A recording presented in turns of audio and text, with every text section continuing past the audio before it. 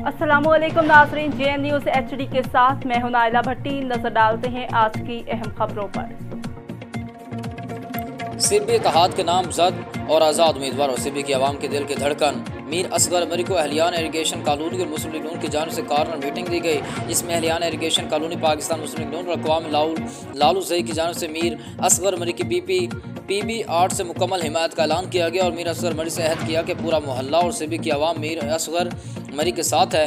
8 फरवरी को सिब्बी का सूरज मीर असगर मरी की जीत का दिन लेकर तुलू होगा। उन्होंने पूरी सिब्बी की आवाम से अपील की कि 8 फरवरी को केटली के निशान पर ठप्पा लगाकर मीर असगर मरी का साथ दें। मीर असगर मरी ही है जो सिब्बी की आवाम के मसाइल हल कर सकता है। सिर्फ मीर असगर मरी ही आपके दुख सुख और मसाइल के हल के लिए साथ खड़ा है और हमेशा खड़ा रहेगा। इस मौके पर पाकिस्तान मुस्लिम लीग नून के डिवीजनल और ज़िलाई सदर मुनीर बुगटी व दीगर मौजूद।